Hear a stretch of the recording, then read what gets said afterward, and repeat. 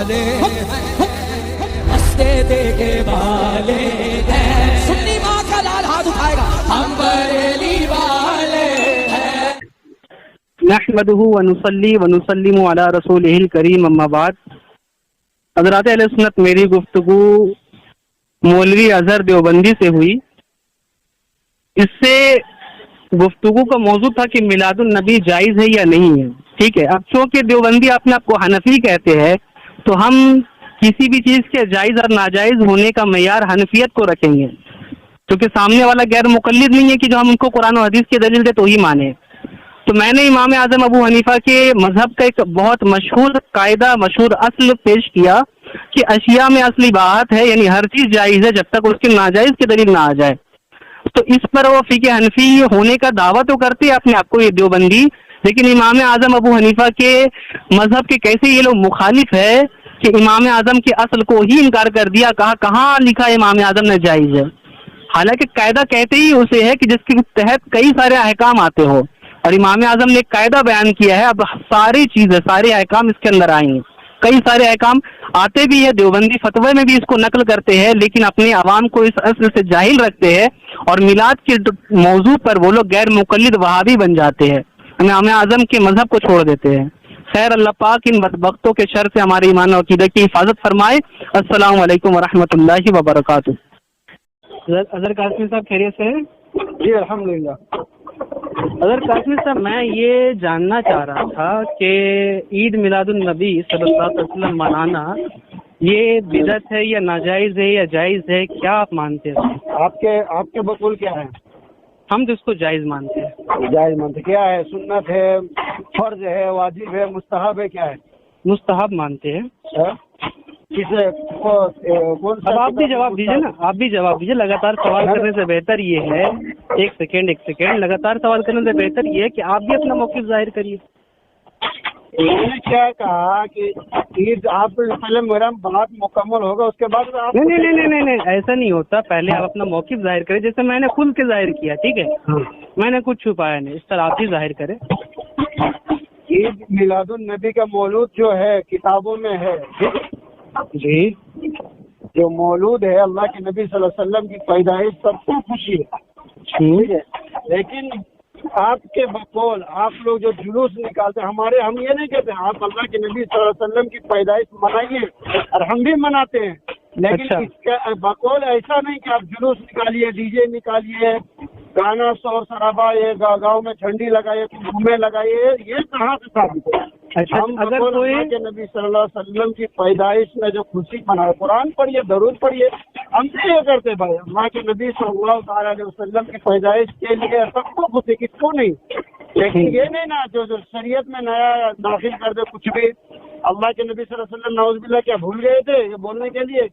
کیا آپ کے جو علماء نے اس کو ایجاد کیا کہ ان کو معلوم پڑا اللہ کے نبی صلی اللہ علیہ وسلم کے نعوذ باللہ صحابہ کو امام ابو حنیفہ، امام شافعی، امام مالک، بڑے بڑے پیران پیر جو گئے گزرے ہوئے، ان کو نہیں معلوم تھا؟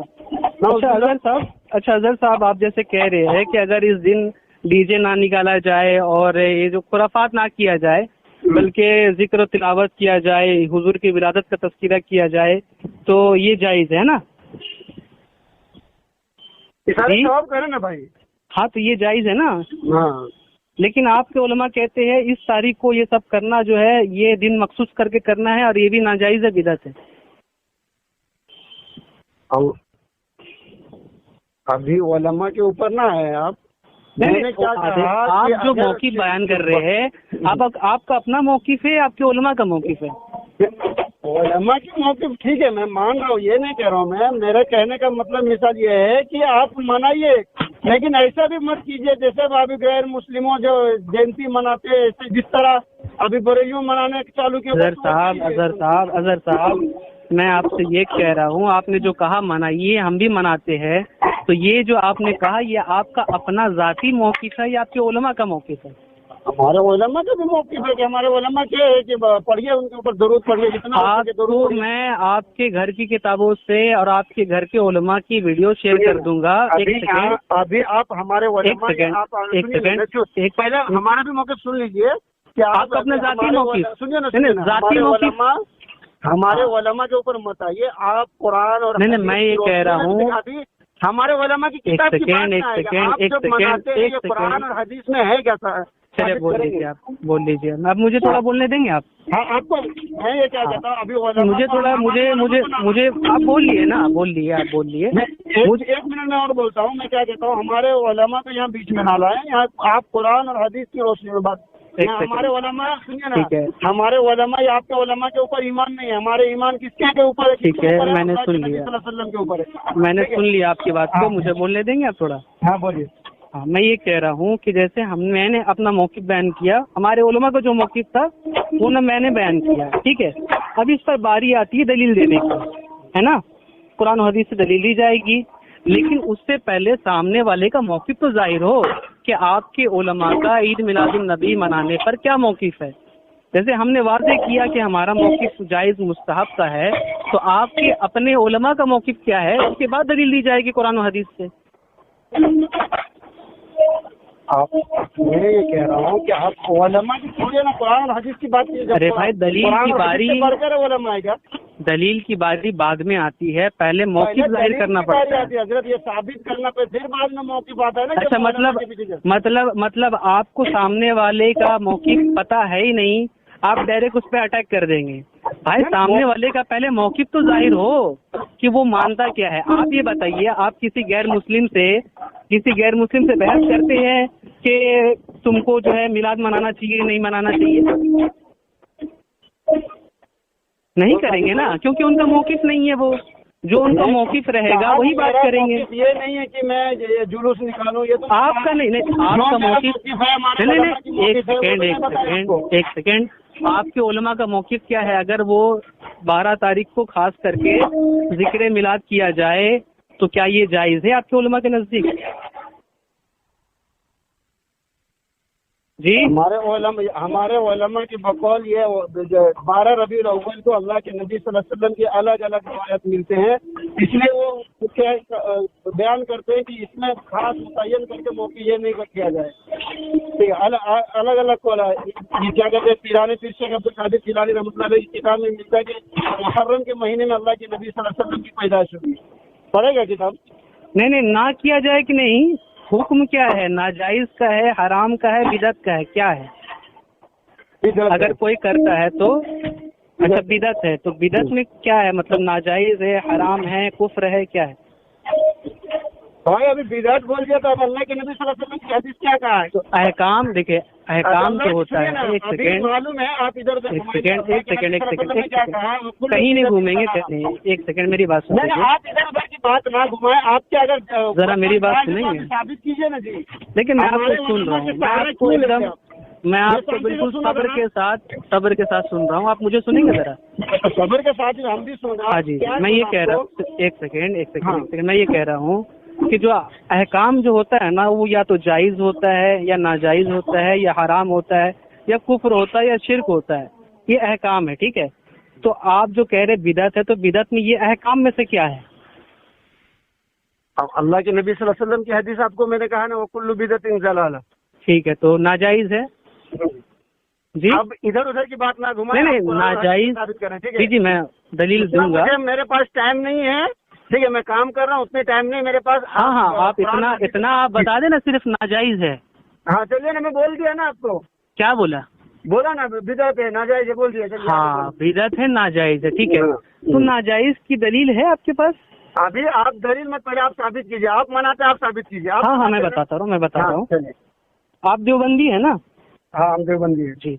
देवबंदियों का उसूल है फ़िक़्ह हनफ़ी का कि अल फिल अशियाई अल इबाहा, अल अस्ल फिल अशियाई अल इबाहा, कि अशिया में असली बात है, यानी हर चीज़ जायज़ है जब तक नाजायज़ की दलील ना आ जाए। अगर अल्लाह व रसूल की तरफ से नाजायज़ की दलील आ गई तो वो नाजायज़ है, वरना वो जायज़ है। ये देवबंदियों का फ़िक़्ह हनफ़ी का उसूल है। तो अब आप क्या कहेंगे इस पर, बोलिए। अच्छा, आप एक मिसाल करते हैं जी। मैं आपको पहले कहा था कि आप इधर उधर की किताब ना लेंगे। नहीं, मैं आपके फ़िक़्ह हनफ़ी के उसूल की बात कर रहा हूँ। फ़िक़्ह हनफ़ी का उसूल गलत है क्या? कुरान और हदीस से हट कर है क्या? अल्लाहु अकबर। मैं क्या कह रहा हूँ, अभी कुरान और हदीस की बात कर रहे, फ़िक़्ह हनफ़ी बाद में आएगा। फ़िक़्ह हनफ़ी का उसूल कुरान और हदीस से अलग है, गलत है, क्या है?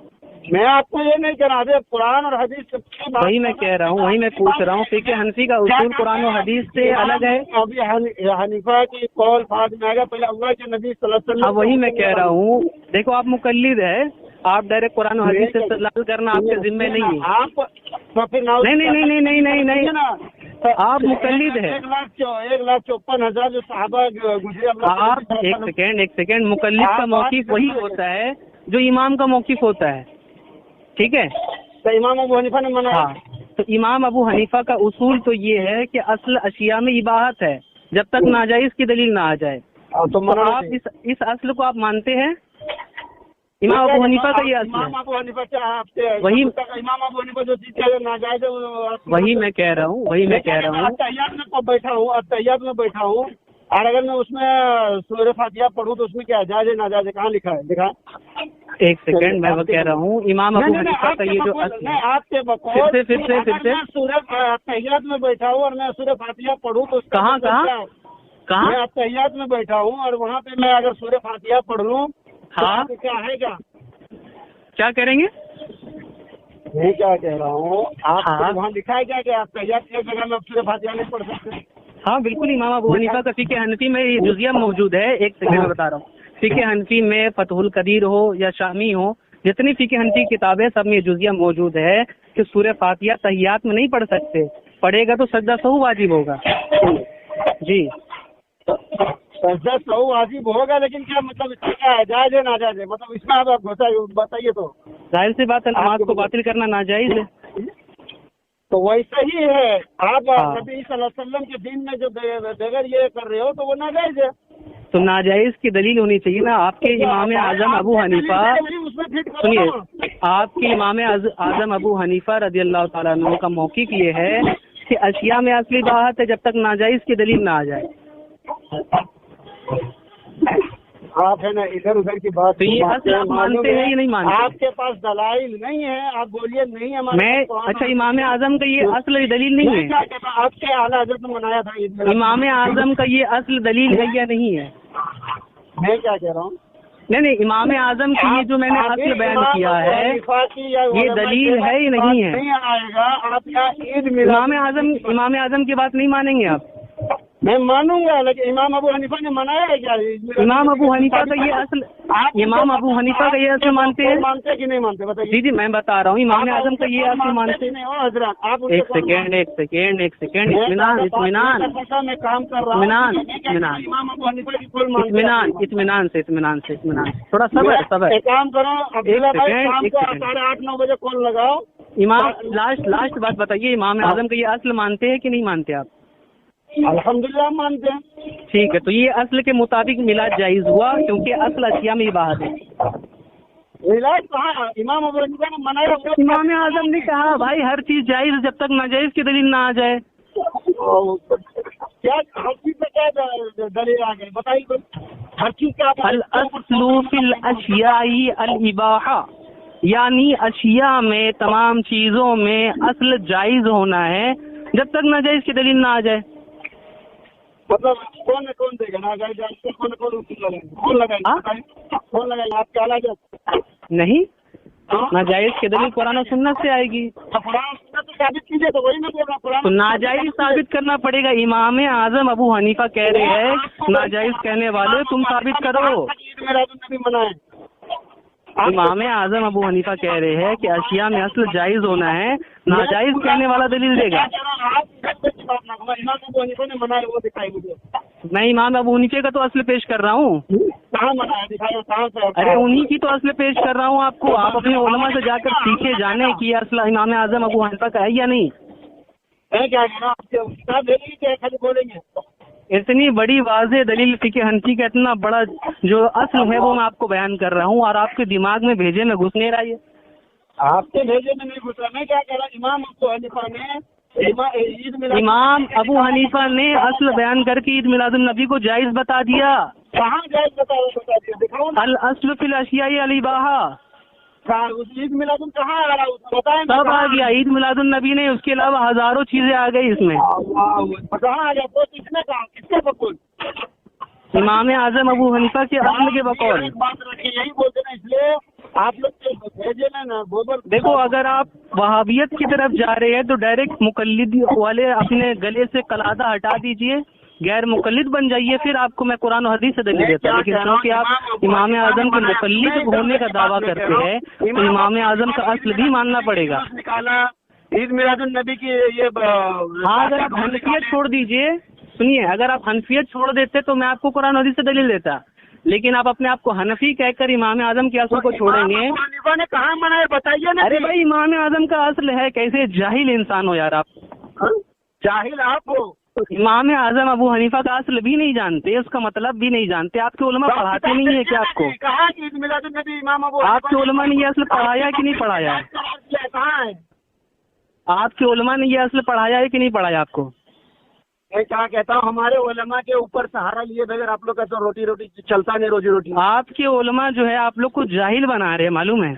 इतना मशहूर कायदा, मशहूर असल है फिक़े हनफी का, और आपके उलमा आपको इससे जाहिल रखे हुए। जी की ईद मिलादुन नबी मना करता है ना, कोई भेजे ना किताब रख के।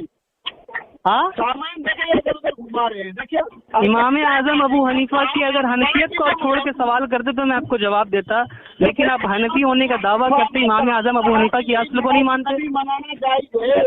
कहाँ है आप इमाम आजम अबू हनीफा की असल को नहीं मानते, कैसे हनफी हो आप? गैर मुकल्लिद वहाबी हो आप, किताब गैर मुकल्लिद वहाबी हो आप, मिलादुन नबी तो आपके बकोल आप गैर मुकल्लिद वहाबी हो। क्या कहता हूँ, रहने दे। आप है ना रात को 9:30 बजे कॉल कीजिएगा। मैं अब क्या फायदा, जाहिलों से क्या बात करेंगे? आपको इमाम आजम अबू हनीफा का असल भी नहीं मालूम, अब आपसे क्या बात होगी? अपने जो पढ़े लिखे, आप एक काम करिए, आप मेरे मदरसे में आइए, दाखिला लीजिए, मैं आपको इमाम आजम का असल पढ़ाऊंगा। क्या कहता हूँ मालूम है? हाँ, आप है ना अपने बड़ों को पहले पढ़ा लें, उसके फिक़े बाद हनफी का असल पढ़ाऊंगा आपको, कायदा पढ़ाऊंगा फिक़े हनफी का। आप हमारे यहाँ ये दाखिला लीजिए। मैं क्या कहता हूँ, मैं इमाम अबू हनीफा के बकौल, आपके बकौल, मैं इमाम अबू हनीफा ने कहाँ मनाया है, कहाँ जायज कहा, वो तो इमाम अबू हनीफा के कायदे से जायज हुआ है। कहाँ जायज हुआ बताइए ना। अबे कितने बार बताऊं, कैसे जाहिल इंसान हो यार। जाने दो, रहने दे, ठीक है। अगर आप हनफियत छोड़ दीजिए, आपको हनफी होने का हक नहीं है बिल्कुल भी।